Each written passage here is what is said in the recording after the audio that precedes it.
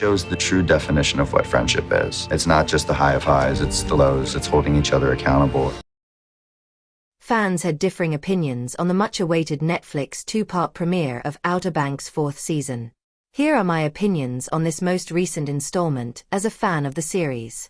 After the cliffhanger of Season 3, the Pogues are in a surprisingly good place at the start of Season 4.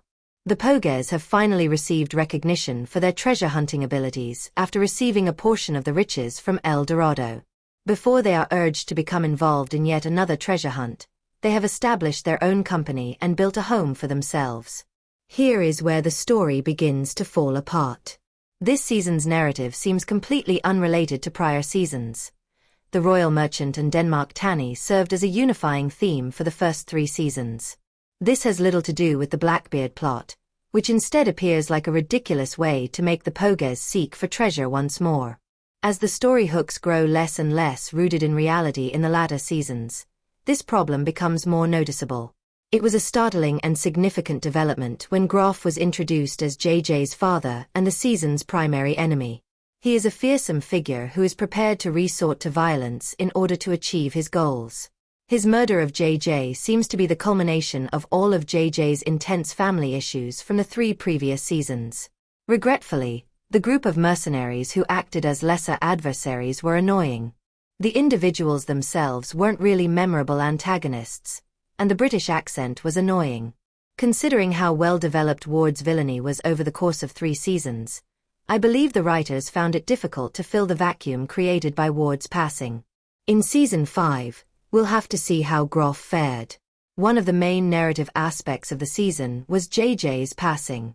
I admit that I cried during the season's heartbreaking finale.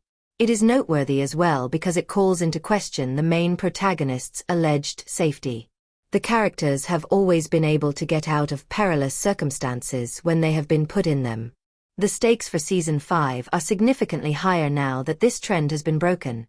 However, I would be shocked if they eliminated another Pogues. The tone of the last season can differ from the others. The main characters might take a more sinister turn. Having said that, the writing of his death was not very good. Since JJ was given more attention this season, it seemed inevitable that he would be the one to pass away if any character did. Although the writers have stated that JJ's death was prearranged and that Outer Banks was always supposed to run for 5 seasons, this season's sloppy writing and rumors of strife behind the scenes may suggest that this was not the case. Off-screen turmoil between Madison Bailey, Kiera, and Rudy Pankow, JJ, has been the subject of a lot of conjecture. Occasionally, stunt doubles have been used to film scenes with the two. The two's off-screen interactions were reportedly influenced by fan expectations for them to be a couple in real life, which fueled this tension. If this is the case, it suggests a lack of professionalism that their co-stars, Chase Stokes, John B., and Madeline Klein, Sarah, who dated and split up while appearing as a couple on screen, did not display. This season's lack of chemistry between Pankow and Bailey was glaring, which hurts their long-awaited romance. Nevertheless, there are still plenty of things to appreciate about this season. Rafe's personality changed in an intriguing way. He appeared more eager to collaborate with Sarah and the other Pogues and was more concerned with achieving his financial goals than with using force. This season, Rafe and Sophia's relationship, which was mentioned in passing in Season 3, receives greater attention. Sophia's relationship with Rafe is complicated by her status as a Pogue living outside of the kook world, which ultimately causes her to betray him. Even though Rafe only recently proposed to Sophia, this causes him to break up with her because of his trust difficulties and concerns. Similarly, Rafe and Sarah have a very complicated connection. After Rafe nearly murdered Sarah twice, their connection as siblings appeared irreparable. They ultimately reach a better conclusion than their father, though, by cooperating via their common interests. In Episode 10, their embrace shows that they are making an effort to mend their relationship.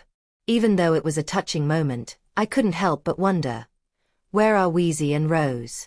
The youngest sister had a crucial role in previous seasons, but it seems that she was cut out of Season 4 to support the Rafe and Sarah plot by suggesting that they are the only family members remaining. Given how little Wheezy may or may not have known about her father's past schemes, it would have been intriguing to observe how she handled his passing. Outer Banks Season 5 will undoubtedly cover a lot of ground. Due to her pregnancy, Sarah's participation in the season may change slightly. Groff continues to be the primary antagonist, and the Pogues' animosity toward him will undoubtedly serve as the driving force for the events of Season 5. Although he is a formidable foe, he is in no way on par with the masterfully crafted Ward. In the last season, the Pogues will undoubtedly encounter more upheaval, and I'm interested to watch how they wrap out this incredible journey.